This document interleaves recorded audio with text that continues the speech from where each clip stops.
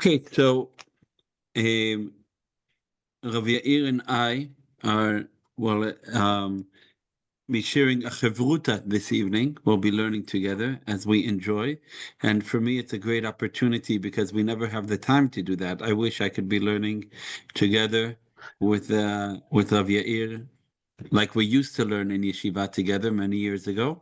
Yeah. So I'd like to thank you for giving me the opportunity to share an evening of learning with him. And as we begin the winter, I just stepped in as you were discussing the Northern Lights. So as we begin the winter, we begin routine, and we get cuddled up in our blankets, and hopefully you will be joining the Beit Midrash as we go. We don't have any chagim that will disrupt us or that we will be busy with. So what we will be doing, as we have done before, is that the rabbis will be choosing one midrash each week, which is connected to the parasha. And it's fascinating, the different midrashim. If you have a chance, you are welcome to have a look at midrashim and learn them yourselves. You can always form your own group here and do your own learning of the different midrashim. And for us, it's always very difficult. Like of all the different midrashim, what are we going to actually choose to be learning? And so, just a word of introduction from my end, and Rav Yair, you are very welcome to join me in the discussion. So I'm going to spotlight you next to me, and then we have a proper chavruta. Okay, very good. So I think that one of the reflections, one thing that just last week we began Bereshit, we began restarting or rebeginning of Genesis that we finish every year at Simchat Torah. And the beginning is like we have the whole the description of the first 6 days.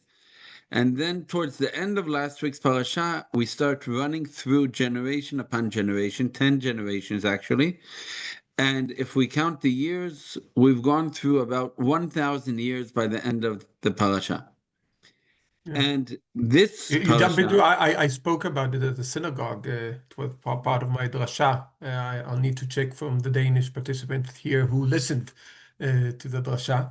And one of the beautiful things, because you mentioned the 1,000 years, it doesn't say 1,000 years. Like you need to calculate. It's not like you can't calculate it. You have to calculate all the years. When did someone have give birth, and then when his son gave birth, how old they were when they got their first child. Then you can see when you add them up, you come to a bit more than 1,000 years. But the one of the things I mentioned that this calculation is crucial to understand Noach's name. Because when Lemech is Noach's father, and he calls Noach, he said, and the first one with the 10 from Adam until Noach, he's the first one where the Torah explains his name and he says, Zei Nachamenu.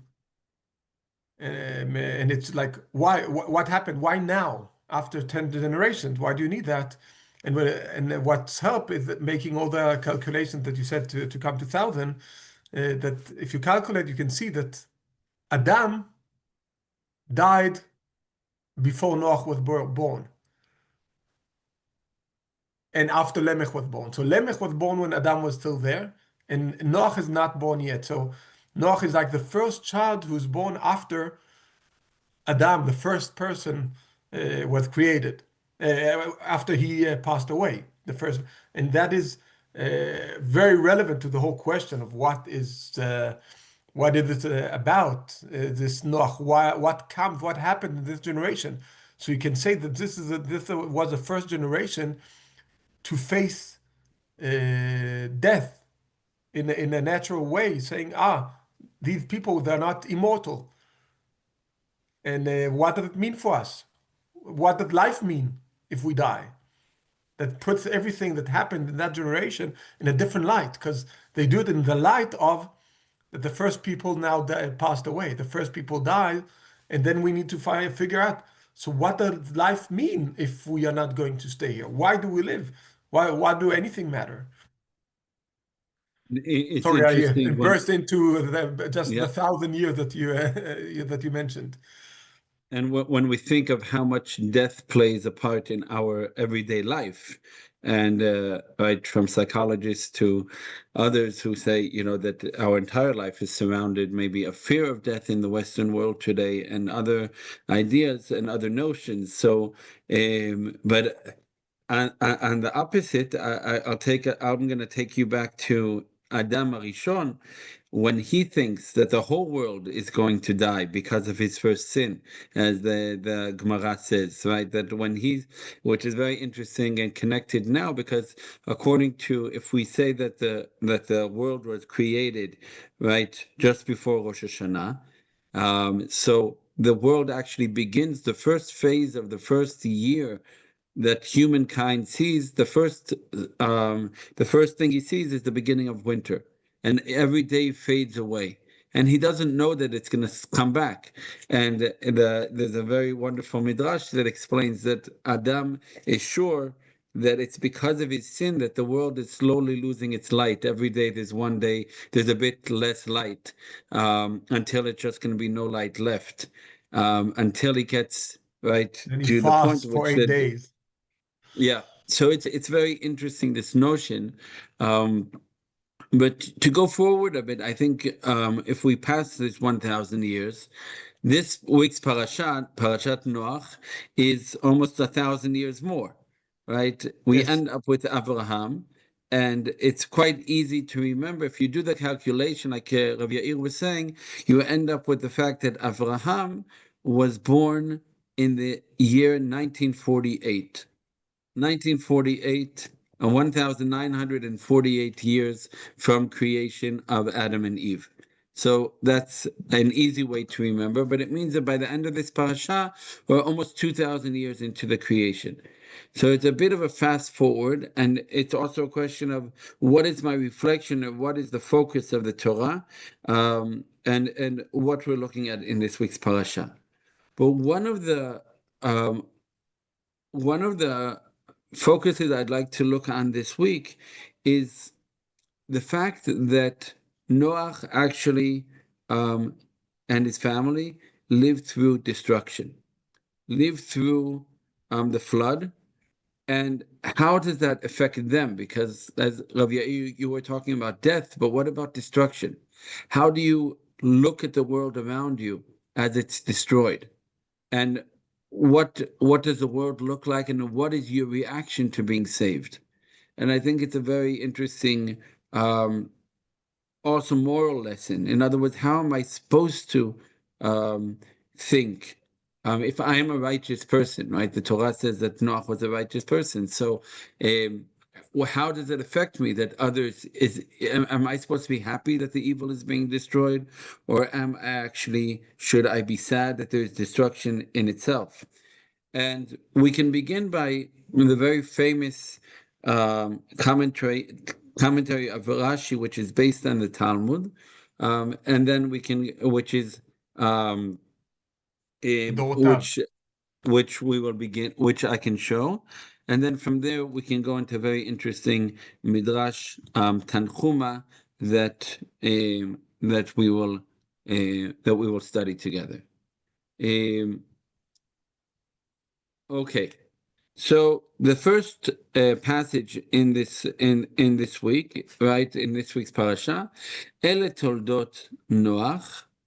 These are the descendants, or here the translation is, this is the line of Noah. It's In other you words, need to say that there's a mixture of words. The word toldot in the Torah is used both to talk about the descendants, like toldot, someone those who were born after, but can also sometimes mean the story um, of this person. So it's not so it's used the double meaning, but it's actually hard to use it as a why. How can it be his his doabouts, his what happened with him.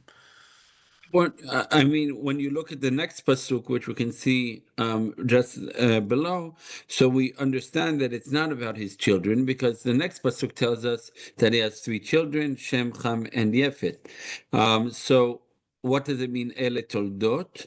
So, like you're saying of Yair, Toldot means like the history of, or what came out of him. And many of the Midrashim talk about that this is when this term is used, it's also a question that one can ask himself. In other words, what is left of me after I'm gone? Right? What have I left behind? And what is my history? So one of the things that is left is that he's actually the first person in the Torah that is called a tzaddik. He's called a righteous man. He was the translation here is very difficult, or very and you see that right, it says Tamim haya bedorotav, and the translation is he was blameless. The word tamim, actually the literal term means to be complete. Yeah. And tamim is someone who is, if you have, for example, a complete offering, right? When you have an offering that can't have a blemish on it, tamim can be used sometimes as a term of being naive in a positive way. But it says tamim haya b'dorotav. He was without blemish in his generation. So we have the word toldot at the beginning, and then we have tamim haya b'dorotav, that he was blameless in his generation, in his age. Et Elohim italech Noach. Noach walked with God,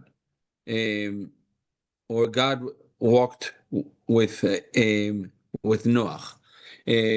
So the immediate question that that we will see in the commentary that Rashi brings from which is based on the discussion in the Talmud, is as follows. Rav Yair, you want to read it for us? Since the text mentions him, it sings his praise. In accordance with what is said, the mention of the righteous should be for a blessing. Zechert, like we say, Zecher Tzadik Livracha. Another explanation is, like the first interpretation, another explanation is, since after stating these are the progeny of Noach, it does not at once mention the names of his children, but declare that he was a righteous man. Scripture thereby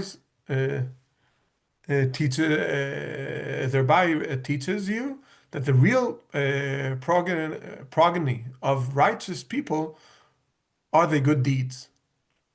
So not their children, but actually what they do in the world. But now comes the difficult question. Why does it mention his generations? Yes, so one thing now we hear about Noach, but why does it say specifically in his generation? Some of our rabbis explain it to his credit. He was righteous even in his generation. Generations where it was very hard. It followed that had he lived in a generation of righteous people, he would have been even more righteous, owing to the force of good example. But the very same explanation can also go to the other. Others, however, explain to his discredit. In comparison with his own generation, he was accounted righteous. But had he lived in the generations of Abraham, he would have been accounted as of no importance. So it's always the question is, if you are in a bad generation and you're a good person, is it only comparing to the other that you're good, or because it's amazing that you're good even though the generation is so bad? So you can take, it's a beautiful example of how you can take the same fact that the Torah states to two completely different and opposite explanations. Say it came to say good about him, or it came to say something bad about him. And now, Moshe David, what do you do in such a situation? Do you choose what you prefer, or I think that first of all, the fact that Rashi himself decided to give us both explanations is a trigger in itself. But it's a very interesting question. In other words, first of all, it's a literal question of how do we read the pasuk, because as you mentioned, tzaddik haya b'dorotav. The mention is that he wasn't. It doesn't just say he was tzaddik, as we have other examples of people who are just called tzaddikim, or others that walked in the way of God. We have as well. But here, there's a direct correlation between his actions and how he was and the generation that he was in. And I think that it's also interesting. I don't know why Rashi, right, the great commentator, um, did chose this wording. In other words, others, however, explain it to his discredit, because the source in the Talmud is just that you have two opinions. If I'm not mistaken, it's Rav Yochanan and Reish Lakish, who are the source, which is interesting in itself. Rabbi Yochanan grew up in a righteous surrounding and was the head of the yeshiva, and Reish Lakish, who became his chevruta, was someone who was a it says that he was a robber, he was the head of the robbers, or that he was a gladiator, even according to some in the Roman theaters. So he's coming from a world of sin. And this obviously brings us to the question of what is better, to be just a righteous person, or um, or to actually go through a process of becoming righteous. But within that, I think that for me, the connection here, or the deep question is, one question is, finally we have someone in the Torah that it says that he's a tzaddik. So why say something bad about him? Why can't we just leave it good? What's the point of looking for something bad and saying, imagine you have someone, as an educator, you can ask a question about your class. You have a wonderful student who is a prime example, a model for everyone of how to be a great, student, and then what's the point in saying, but if he was you know, if he was in Harvard, then he wouldn't be, he would be at the bottom of the class. Like, what's the point of putting Noach, or why is it even right to be able to say that about Noach? And I've thought about this over the years, but I have a very strong feeling that the reason that we can't leave Noach alone, I'd love to hear your reaction, or anyone else of Yair, is because there's a problem. And what is the problem? The problem is that he sits there and builds. He does he does everything that God told him to do, as a righteous person does. And according to the calculation in the Midrash, or according even the Psukim, he built the ark for over 100 years. So if he's doing that, what is the result? The result is that not one person is inspired by Noach to become righteous himself and to be saved, because everyone else was killed in the flood. and So you could if also add you over were, to David that he starts building when he's 500 years old. yeah, Like, yeah. it So says he got he it says according to the Midrash that he built it for 100 years. It actually the Midrash goes on that he got his first son when he was 500 years, and the flood starts when he's 600 years old. So he only started building the ark when he had children to that it was relevant to save. It's very weird because all the others have like their children around 100. From Adam until Noach, they all have it around 100, before or after. And he suddenly it's when he's 500. So it's like he starts building when you have children. Before that, so he already lived 600 years until. So he had a lot of time to change and affect the people around him. and maybe the comparison to Abraham is also that Abraham is exactly the opposite, because when he goes on the journey following God's command, telling him Lech Lecha, which we will see next week, right? Just go off to the land that I have promised. He doesn't even know where he's going. He doesn't intend to, but he ends up there with tens or hundreds or thousands of people. It's not right clear how many, but many people are just coming after him because he and Sarah have become a model for them. So the very fact that one can save himself, and I think that that's one of the questions that arises, and I'm also thinking about the fact that all of us have been engaged or reflecting or are deeply affected by a war now for 2 years. And within that, is my reflection only on my own righteousness or how to save myself? Or I'm able to have a broader perspective of what is going on around me?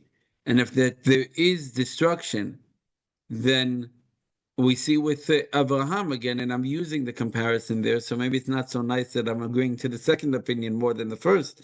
But when Abraham is told by God, "I'm going to destroy Sodom," he doesn't say, "Okay, well, let's just build a safe room in our tent so the missile doesn't. If the missile hits our tent, we'll have a safe room to be secure in." But constantly is thinking about what's going to be, who's the missile going to hit along the way if it's not me. And he argues with Hashem until he saves the entire city through his arguing. And he uses the same word, which is Yeah, the next time the same word is he used. doesn't. He The doesn't word save the city. He tries. he saves, right? He saves. Important to. Yeah. He tries. He tries. He doesn't agree. Is what I meant. He doesn't agree to the destruction. Right. He's trying to save, and he's using the same word, but instead of saying I am the tzaddik, he says Ulai yesh tzaddikim. In other words, he's saying maybe the city must have tzaddikim. So if someone looks at himself and says I'm righteous enough to save myself, then what about the others? Um, But I do think of also David that both what Rabbi Yochanan says and Rish Lakish are both relevant in different situations. I think the rabbi's role is always not to, and probably also in their time, the rabbi's role is not to say what is the truth about Noach. The rabbi's role is to affect people that are around them. And and maybe the first explanation interpretation of Rabbi Yochanan that comes and say how amazing he would have been if he was in an age of righteousness, that everyone were righteous. He can say, look on the effect of group pressure. That if everyone do good, then it pushes everyone to be even greater. Good people become great. Great people becomes amazing. So Rabbi Yochanan comes and pushes people to have good effects on each other. Rish Lakish comes and tell people, don't lay down when you compare yourself to others and say, I'm so much. Everyone is so doing so bad things. So only by doing a few good things, I'm better. You can't say that. That's not good enough. You should compare yourself to better generations. You can't say, yeah, you think Noach was so amazing? Yeah, it was easy because everyone else was terrible. You need to be much, much, much more. You don't need to compare yourself to the environment around you. Both these messages are relevant to people in their society. It's relevant for us. So every one of them comes from a different place. It depends on the situation, and maybe that's why Rashi brings both opinions. Usually Rashi he likes to give the interpretation that fits his question, something that doesn't go on, so he finds a solution within the Midrash. But he brings both of them because sometimes we need to hear the one, sometimes we need to hear the other. When we lie down and think, wow, we are so good because we did so much better than people around us, then we have the voice of saying, don't be good comparing to bad people. Be good to comparing to good. The other time is when everyone else does good thing, don't lie down. You have to help and be part of creating more good because that will push everyone higher up.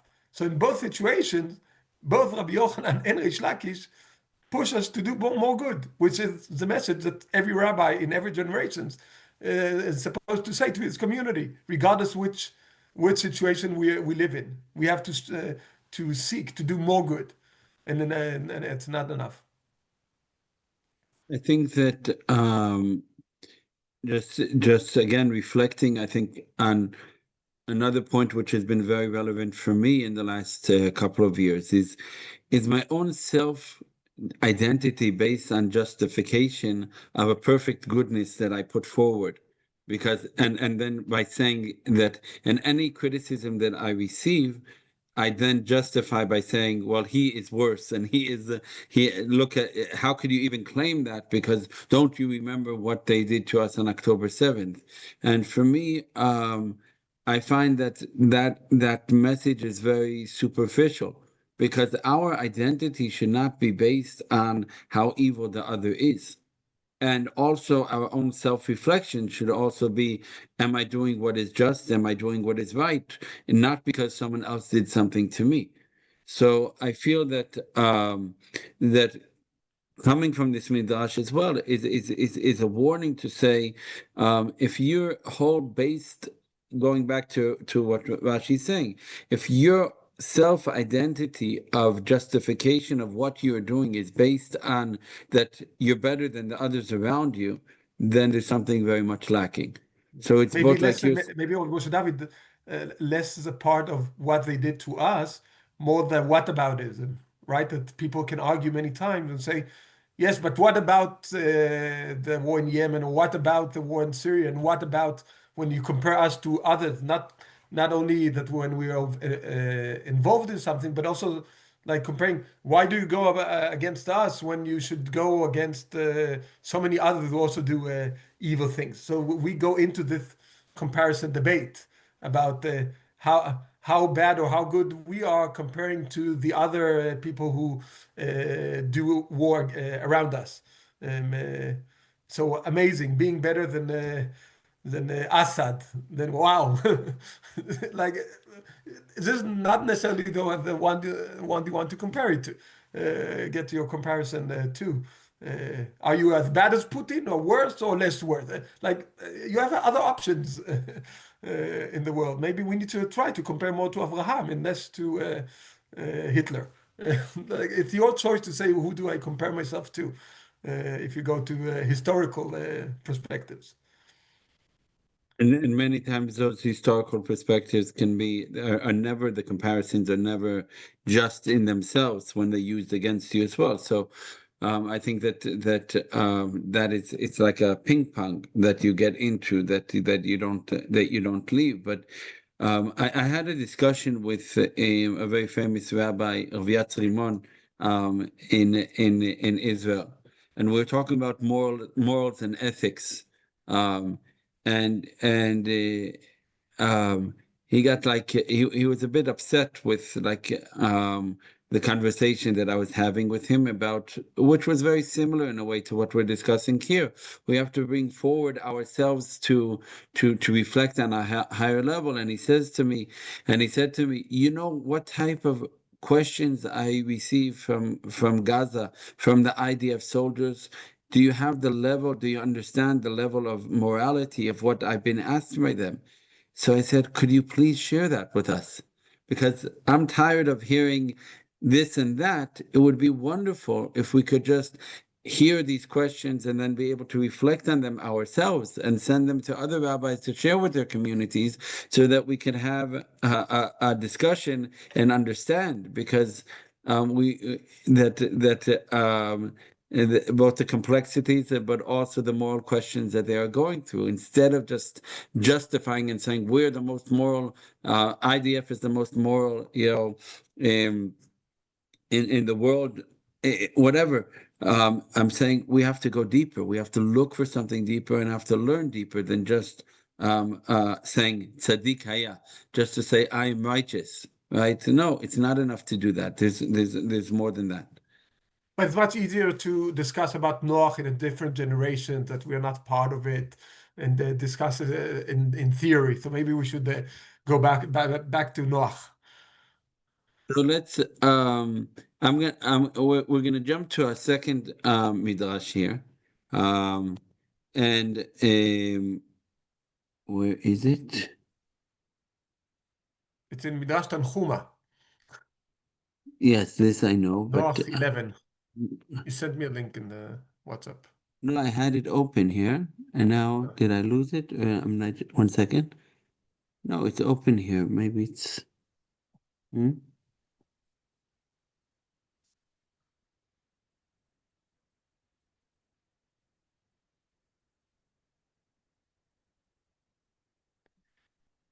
While you find it, I'll say a word about Midrash. Um, Most of you know the word Midrash, and it's actually very hard to define what the word Midrash is.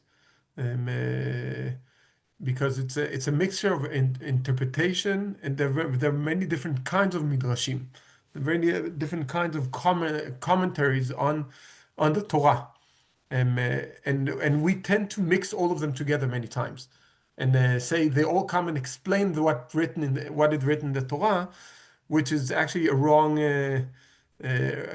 thing to do. Many people do it, and also many rabbis see it also as this way. So I don't need to talk against their perspective. But midrash, usually you have many midrashim. You can see that the first word in the midrash that we are reading now, the first word is davar acher, something else. Like, and it's not another, I would say also not another explanation. It's another thing that was said. Davar comes from the word dibur, davar, like something that was said. And in the Midrashim, you have many of these. Almost on every verse, you usually have, um, if it's something interesting, you will have 10, 15 different Midrashim that they say, each and every one of them say something completely different. So, and they don't need to align. So you don't need to try to make everything fit and work together, because they don't. If you try, you will have conflicted story that doesn't really harmonize. So when you approach the midrash, you need to try to understand what the midrash and the person who did the drasha, who did the interpretation or the explanation. It can be different. What did he try to tell us? You don't need to try to understand what happened with Noach, but you need to understand what did the midrash try to tell us. Yes. So David, you found the midrash, so let's go. Yeah. Maybe you So can it find. says, so it says as follows: "Davar acher tzeh min hativa." Right. This is the pasuk here is when when the flood has now receded and the waters have gone down, the birds have gone out, the dove has come back, and then finally it's time after many months in which God says, go out of the ark." And I think just without even before we look at the midrash itself, what does that moment look like? Right? Try to think of what does that moment. Try to imagine, and I think one of the things that the midrashim really bring out is try to imagine the psukim. Try to imagine what you would be in if you were in that state. You've gone through months, right? Right. It's in this shaky arc, right? And you're finally coming out. The world has been destroyed. Everything that you know is different.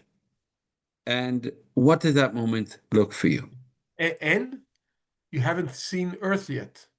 He only sees the sky because uh, he has a window upstairs to open for the dove to go out or for the bird to go out, but he doesn't see the world yet. He doesn't know how it looks. So what does that everything that you know has changed. So this is what right this is what the Midrash is trying to imagine and says as follows. David said, "Bring my soul out David of." goes to King David. Right. So King David said, right, this is a passage from Psalms. It says, "Bring my soul out of prison." Hotziah mimasger nafshi. When Noah, while in the ark, prayed continually, "Bring my soul out of prison." And it is said elsewhere, "For this let everyone that is godly pray unto thee in a time when thou mayest be found. Surely when the great waters overflow, they will not reach unto him." So another thing that the Midrash is touching upon, what did the prayers of Noach look like? Right? What was he praying for? What was he praying for during the entire time that he was there? There's fascinating midrashim that talk about his interaction or even his fights with the animal. According to one of the midrashim, he gets injured um, um, while feeding the animals. What does it look like to feed the animals during this whole period? And what does right?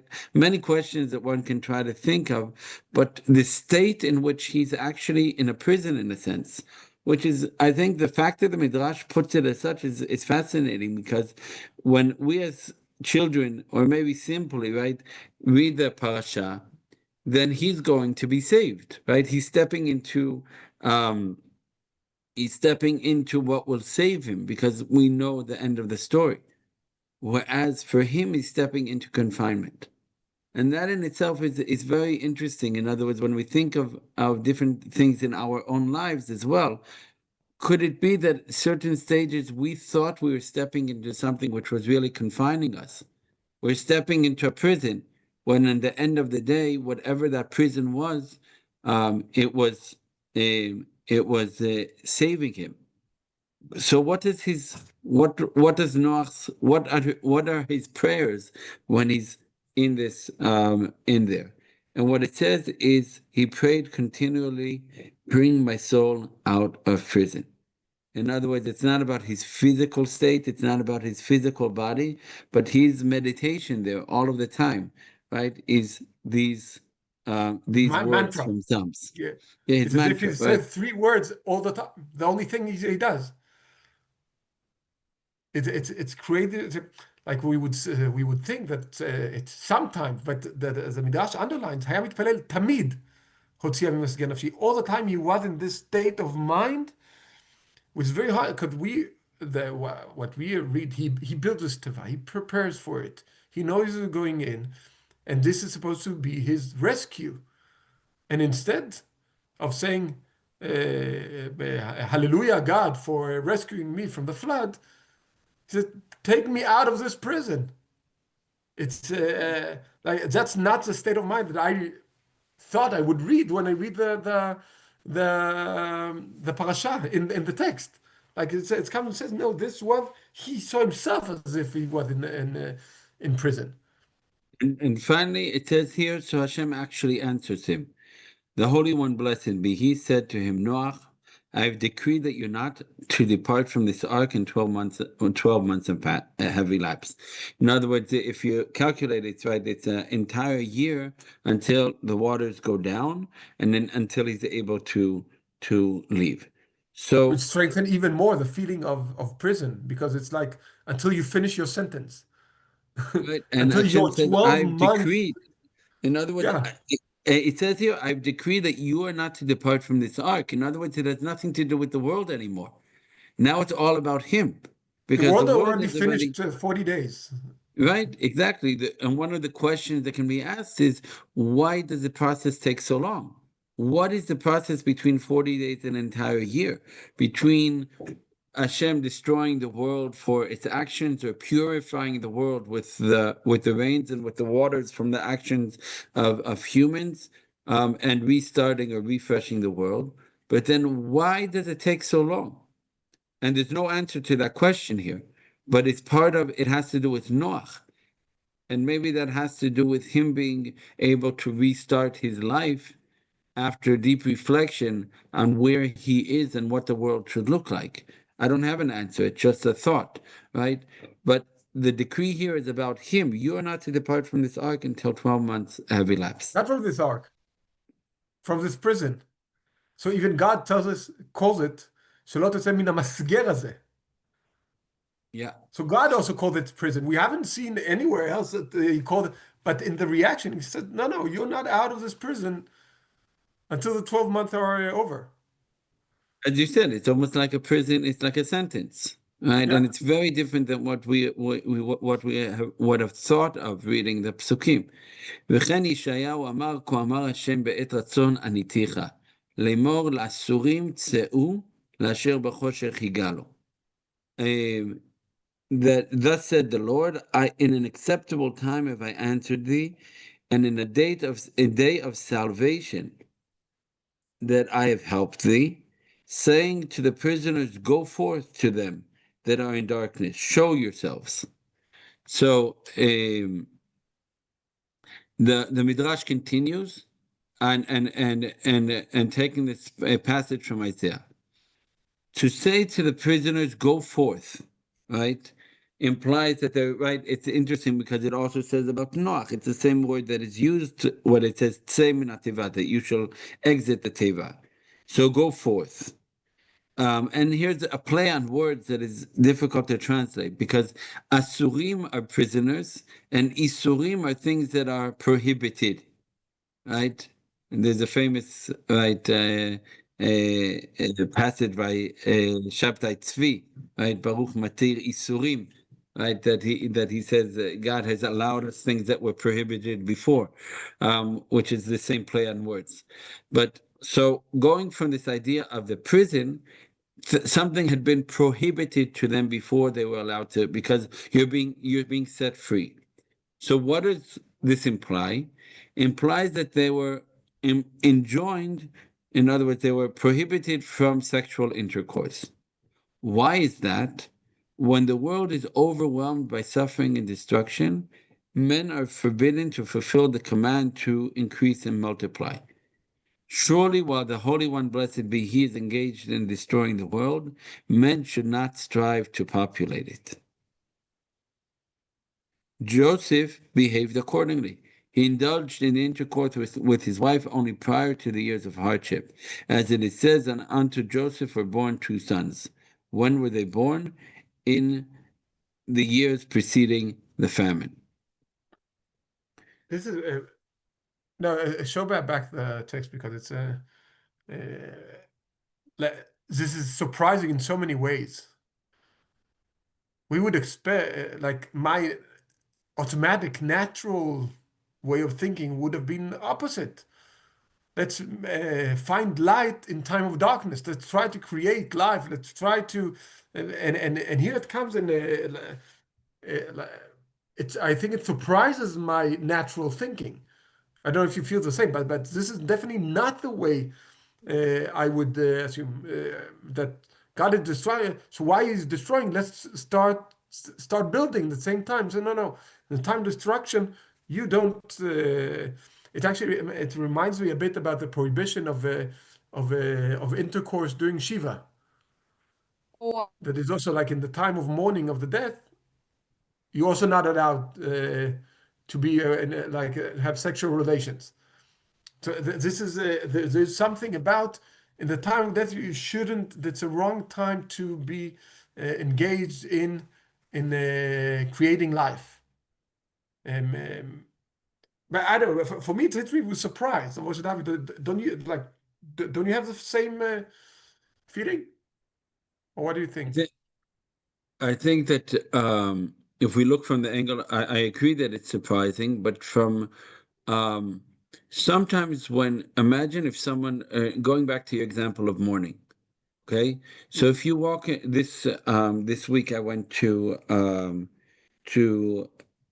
to visit a very dear rabbi, Rav Peretz, whose son was finally released. His body was released, body of one of the hostages.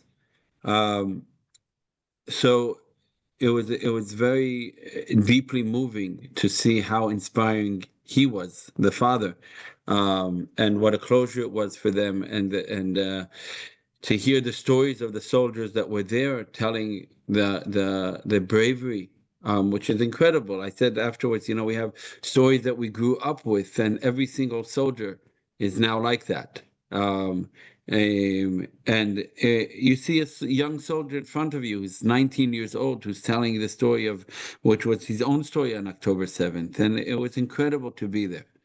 But then imagine if I came in there with a loudspeaker and blasted happy music and started dancing. There was actually an interesting discussion after Simchat Torah, because Simchat Torah is the Hebrew date, right? When of October 7th, and there were a lot of people who went to the area of the Nova Festival and danced with the Torah, and many of the families were hurt by this. because they said this is a graveyard, this is a place of blood, this is where our children died, it's not a place for dancing. And the other side of the conversation was more close to what you were saying of Yair now. No, this is we don't want to give into the darkness. We want to bring light. We want to be happy. We don't want to give in to the horrors of October 7th. And it But was it an doesn't have to be the interesting, same place. I have to. yeah. But for them, it was specifically in the same place because that's what they felt, that that was the overcoming, and it became insensitive to the families. So maybe what the Midrash is bringing forward, that it's insensitive to God to say, I'm going to fix the world when God is in the middle of destroying it.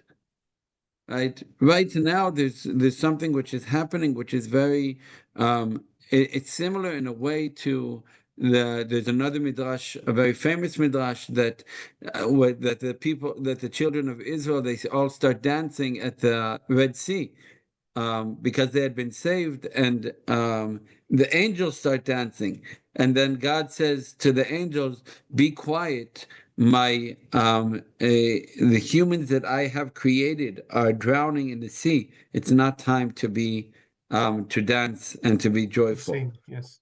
Yeah. So in other words, that there's something about when you have war, when you have destruction, when you have something, and I feel it very, very relevant, the mixed emotions that I've been feeling, right, in with that all of Am Yisrael has been feeling, especially in Israel, is that the mixed emotions of ongoing funerals and at the same time hostages coming out alive, and the families having closure, and at the same time the joy. And I saw that of the father of one of those who had fallen wrote about this, saying that we have learned in the last 2 years that it is truly possible to have a heart full of joy and sadness at the same time. But this midrash is maybe suggesting otherwise, that's not so true. That if you have a deep moment of destruction that God has set as a moment of destruction, then you shouldn't be smarter than that and say, I'm going to procreate now and create the next world. And maybe this is a reflection on the fact of an answer, maybe, I don't know. But the question that I asked before, why so many days pass before Noah can go out and start again? Because there has to be reflection on the destruction itself in order to be able to build something better and more beautiful. You can maybe take it to a different level, that uh, like when we think of Noah's emotions when he came in the ark in the beginning, probably like the first feeling that we when we read is like, yes, I was saved. Yes, like the wow, I'm like there's something of a relief and joy. But then comes the the destruction happened, and the way Noah is supposed to come out from there is not of happiness of what happened. It wasn't days of miracle. Like one of the things that I felt the worst, there's a song that probably every one of you heard, right? In the became almost a national anthem in Israel the last year. The שיהיה עוד יותר טוב ועוד יותר טוב, עוד יותר טוב ועוד יותר טוב. Even better, even better, even better. And like, no, no, no, this is not a time. Like you can say, this is, people talked about the time of miracles. No, war is not time of miracles. It's a, you can discuss if it's an evil necessity and how much it's supposed to, but it's not a beautiful miracle, and it's not good and even better. It's the same Rav Yatz Rimon that you mentioned before. I saw him writing and telling so many times about, look and all the miracle that happened for us today, and that's why we have to joy. Of course, we pay. And I hear the thing that I collapse, and I think this is a part of what maybe God comes and says, Noach, you'll be now in the prison for a year to make sure you don't only feel good with yourselves about you being the righteous who was saved. The Midrash here comes say, no, you feel as if you are in a prison. You have to feel the whole sentence of a year in prison, you will have to be in the place of mourning, and this will be a place with no sexual intercourse, with no creation. Now you're not focusing already on the next step. Right now there was a destruction, and you should be focused on the destructions that maybe, as part of what we read before, we talked about in the beginning, that you didn't do enough to try to change, to save while it was possible, maybe. So be in the destruction right now. There's a time of destruction, and try to think of how bad it is and what can we learn to improve and to change that for the future. But this is a time of feeding in prison. Like you need, just like a sentence in prison is there to change us, right? It's not only to revenge for the thing that we did. It's a time of understanding and learning something to be different when you come out. And that's why you shouldn't already be on the way out, on the way of creating life, on the way of making children and already building the future. You are right now be in the prison. Be there, feel it. Don't go near your wife. Don't go near also your children. Be separated from your wives. All this time, you need to focus on what happened on destruction. Start creating life when you come out. But prepare, learn from the destruction, and do something. Reflect in this time of being in the prison. I think they needed some space from each other after such a long time. Imagine being stuck with your wife like that, you're and the Oh, whole family that's and maybe all of you the and your kids. wife. I'd love to be with my wife on a boat for a year. I think that it can be a pretty tight closure with your kids, and you're 600 years old, and imagine the aches and the pains that you have there, and they're all around you all the time. I mean, it could be And pretty rough. luckily, you have Um, thousands of animals to feed. Only that takes your whole day. And don't ask so me the I think technical aspects. How did this happen? I'm not sure I can answer that. And as someone I mentioned think it's a in the chat, it was a very small boat, taking yeah, consideration all the animals that were supposed to be in. and I think when we think of just like a visual depiction that I'm taking from this shiur. Imagine that that you are Noach and you're in the ark, and that there's people hanging out and knocking on the windows, please save me. I think that's the feeling that should be there. You can't be happy about it. You can't be happy about the fact that you spent 100 years, 120 years building the ark and not saving one person. Not one person was convinced to join you. Not one person even married, I don't know, got was convinced, became a part of your family, something to save them. No, right? So it's a very so I think that in that sense it's very difficult for us to accept that Noach is the tzaddik and that this is happening. I'm just going back to how we started the shiur, but just going back to the words of the midrash there that were very powerful for me. Um, if we look back um, at the wording here, right? Um, so right, bring my soul out of prison. Noah, while in the ark, prayed continually, bring my soul out of prison, right? And that I'm just trying to think, and also from the very beautiful stories and touching stories of the amount of faith that the hostages had during. Imagine being shackled 40 meters under the ground for 2 years without meeting anyone, and having the faith in yourself, having faith in Hashem, having the faith in the people that that will that will there will be an end to it. And many of the hostages are talking about how deep their faith became when they were in this situation. So that is something to be inspired by and to take from. That someone was in such a situation that they become an inspiration, and that's going back to the message here is that Noach, okay, you've been saved, You've been confined. You're leaving. How do you become an inspiration for the rest of the world so that we don't end back up at the same point 10 generations from now? And unfortunately, right, the story continues that he starts trying to build the world, but then he becomes intoxicated because he can't take it, because maybe the destruction has finally come to him and it's become too much for him. And this is also something which has been very, very difficult in Israel as well, that some people have not managed to recuperate.